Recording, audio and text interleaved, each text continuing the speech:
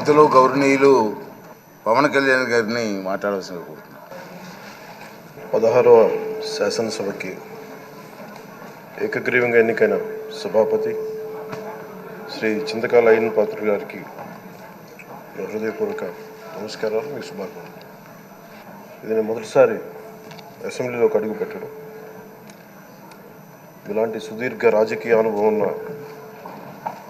దాదాపు 7 సార్లు ఎమ్మెల్యేగాను, ఒకసారి పార్లమెంట్లో అడుగుపెట్టిన మీకు, Panchayati Raj, technical education, forest, R&B అనేక మంత్రిత్వ శాఖల్ని సమర్థవంతంగా నిర్వహించిన మీకు ఈ సభాధ్యక్షుడు, ఈ స్పీకర్ స్థానంలో కూర్చోవడం నాకు చాలా ఆనందంగా ఉంది. ఇన్ని దశాబ్దాలు ప్రజలు రాజకీయ జీవనంలో ప్రజలు మీ వాడి వేడి చూశారు. మీకు కోపం వస్తే ఋషికొండను చెక్కినట్టు ప్రత్యర్థులకి పదునైన ఉత్తరాంధ్ర యాసలో గుండు కొట్టేస్తారు. ఒకటే బాధేస్తా ఉంది సార్, ఇకపైన మీకు తిట్టే అవకాశం లేకపోవడం. కానీ ఇక మీద సభలో ఎవరు తిడుతున్నా దాన్ని ఆఫ్ చేసే బాధ్యత మీ చేతిలోనే ఉంది. మీరే మైక్ ఆఫ్ చేయాలి. అంటే మా చిన్నప్పుడు నేను చూసేవాడు, ఒకసారి అల్లరి చేసే అబ్బాయిని క్లాస్ లీడర్ చేసేవాడు చిన్నప్పుడు మా స్కూల్లో. కానీ ఇన్నాళ్ళు ప్రజలు మీ వాడి వేడి పలుకులు, మీ ఘాటైన వాగ్ధాటి చూశారు. ఈ రోజు నుంచి రాష్ట్ర ప్రజలు మీ హుందాతనం చూస్తారు. డిబేట్స్ వెనకాల దాక్కుని సంస్కారహీనమైన భాషల్ని, భావాలని రకరకాల మాధ్యాల్లో విరజిమ్ముతూ ఉంటారు. దాని నియంత్రణ మీ ఆధ్వర్యంలో ఇక్కడి నుంచే మొదలవ్వాలి. ఇందాక సభానాయకులు గౌరవ ముఖ్యమంత్రి శ్రీ చంద్రబాబు నాయుడు గారు చెప్తారు, ఆడబిడ్డలు ఏ విధంగా నలిగిపోయారు ఈ రాష్ట్రంలో గత 5 సంవత్సరాల్లో. చిన్న లేదు, పెద్ద లేదు, ఎవరని లేదు. ఎవరన్నా సరే ఒక మాట మాట్లాడితే వాళ్ళు వ్యక్తిగతంగా దూషణ, సోషల్ మీడియాలో వాళ్ళని క్యారెక్టర్ అసాసినేట్ చేయటం, వాళ్ళు పెద్ద నాయకులు కావచ్చు, కార్యకర్తలు కావచ్చు, లేదా వాళ్ళకి ఎదురు తిరిగి ఒక ఒపీనియన్ చెప్పి ఎవరైనా సగటు మనిషి కూడా కావచ్చు, అది ఇక్కడతో ఈ రోజు నుంచి ఆగిపోవాలి అధ్యక్షుడు. అది మీ ఆధ్వర్యంలోనే మొదలవ్వాలి. గత ప్రభుత్వం తాలూకు సభ జరిగిన విధానం చూస్తే ఈ వ్యక్తిగత దూషణ ఇవన్నీ చాలా ఇబ్బంది పెట్టే ప్రజలు. ఈ రోజున వాళ్ళకి 11 సీట్లకు పరిమితం అయ్యారు, ఈరోజు లేరు, ధైర్యం లేదు వాళ్ళకి. విజయాన్ని తీసుకోగలిగారు కానీ ఓటమిని కూడా ధైర్యంగా కూర్చుకునే వాళ్ళకి స్థాయి లేదు, వాళ్ళకి పారిపోయారు ఇక్కడి నుంచి. భావంలో ఉండే తీవ్రత భాషలో ఉండాల్సిన అవసరం లేదు. భాష మనుషుల్ని కలపడానికి కానీ విడగొట్టడానికి కాదు. భాష విద్వేషం రేపడానికి కాదు, పరిష్కరించడానికి. ఎంత జటిలమైన సమస్య అయినా, భయంకర సమస్య అయినా చర్చల ద్వారా పరిష్కరించుకోవడానికి కానీ వివాదం సృష్టించడానికి కాదు. ఈ సభ ఉన్నది అందుకు. కానీ మనం చూసింది వాళ్ళ దగ్గర నుంచి బూతులతోటి, వ్యక్తిగత దోషులతోటి రాష్ట్ర పురోభివృద్ధిని ఆపేశారు.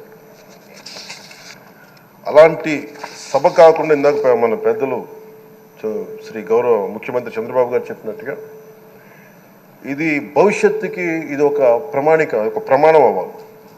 2047 వరకు ఇంత అద్భుతమైన స్థానంలో మనకి ఆంధ్రప్రదేశ్ తెలుగు జాతి ఉన్నత స్థాయికి వెళ్ళాలంటే ఈరోజు మనం వేసే ప్రతి అడుగు అది భవిష్యత్ తరాలకు ఒక నిర్దేశక ఒక టచ్ స్టోన్గా ఉండిపోవాలి, ఒక గిట్ రాయిగా ఉండిపోవాలి. ఈ రోజున ఈ సభలో ఉన్న గౌరవ సభ్యులందరూ చట్టాలు చేయడానికి ఉన్నారు, చట్టాలు ఉల్లంఘించడానికి కాదు. విభేదించడం అంటే ద్వేషించడం కాదు, వాదించడం అంటే కొట్టుకోవడం కాదు. ఇవన్నీ విభేదించడం, వాదించడం ఇవన్నీ ప్రజాస్వామ్యానికి చాలా మౌలికమైన పునాదులు. ఆంధ్రప్రదేశ్ ఆవిర్భావం జరిగి అసలు భాషా ప్రయుక్త రాష్ట్రాల ఆవిర్భావమే మన ఆంధ్ర రాజ్యంతో మొదలైంది. అమరజీవి పొట్టి శ్రీరాములు గారి బలిదానం మీద మన రాష్ట్రం పుట్టింది. 56 రోజులు తిండి తిప్పలు తినకుండా నరకం అనుభవిస్తూ ఆయన బలైపోయారు. ఆయన మరణానికి చేరువవుతూ ఆమరణ నిరాహార దీక్ష చేసిన ప్రతిరోజు మనకి దాదాపు ఈ సుదీర్ఘమైన 6 దశాబ్దాల కాలం 1.5 సంవత్సర కాలం అంటే ఆయన ప్రతిరోజు చావుకు చేరువవుతూ భోజనం లేకుండా ఆయన గడిపిన ప్రతిరోజు మనకి 1.5 సంవత్సర కాలం. అలాంటి నేపథ్యంలో అలాంటి మహోన్నతుడు శ్రీ పొట్టి శ్రీరాములు గారి త్యాగాన్ని కనుక మనం ఈ సభలో ప్రజా సంక్షేమం కోసం మాత్రమే చర్చలు జరగాలి, వాదోపవాదాలు హద్దులు దాటకుండా ఉండాలి, వ్యక్తిగత దూషణకి తావివ్వకుండా ఉండాలి. అలా కాకుండా గత ప్రభుత్వం లాగే ఈ సభని తిట్లకి బూతులకి కొట్లాటకి వాడితే ప్రతి నిమిషం పొట్టి శ్రీరాములు గారి బలిదానాన్ని అవమానం చేసినట్టే.